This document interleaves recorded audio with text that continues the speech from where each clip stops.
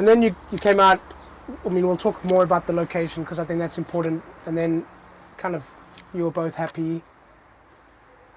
And now you own an apartment in Portugal.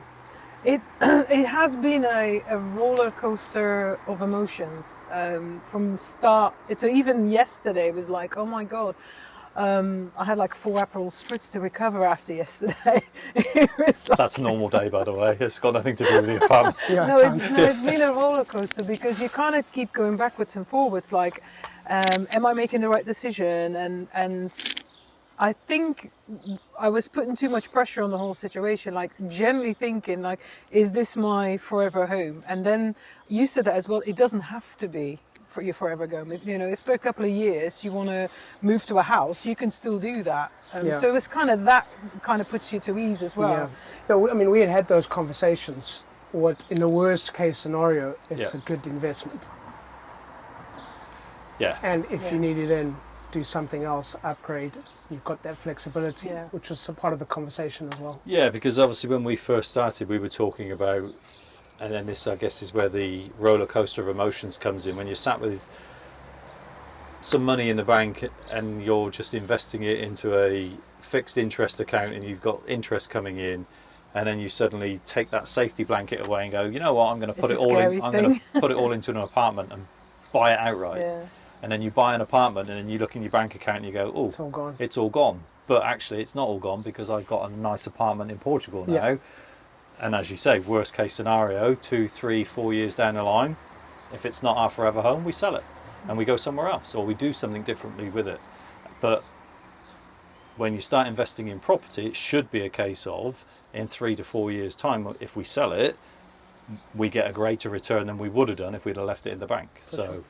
I think it was, as I said, it was a roller coaster, but it was also a process of elimination as to what we wanted, where, how, what do we want from an apartment, what did we want from the region, and that's why we probably did it the hard way. We thought it might make it easy by buying the place in the sun tickets, but I think, as I said, by coming out here and because even Ian came here first and he sent all the videos, I at that point was still not 100% convinced.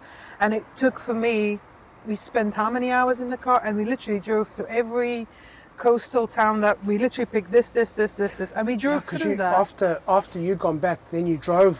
You drove there together. So literally, we came in. I think one of our last visits, we came over. We picked up the hire car from Lisbon Airport. We drove all the way down to the Algarve. And then we you still drove down to the Algarve. So we drove all the way down to the Algarve, around Lagos and around that area at the bottom, and then literally then drove all the way back up the coastal way, back up through Lisbon, back up, and then all the way back up to Nazaré, and then back down, obviously, to Caldas. And we looked at properties, areas, and we did that, and it was like, no, this is not it.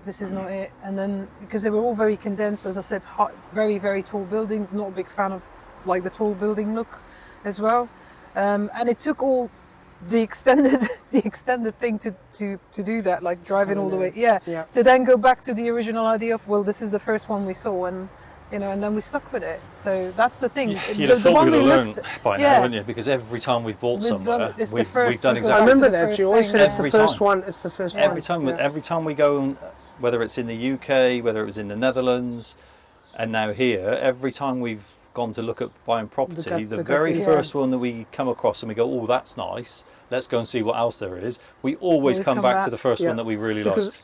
Because before you came out, we had a couple of Zoom calls. Yep.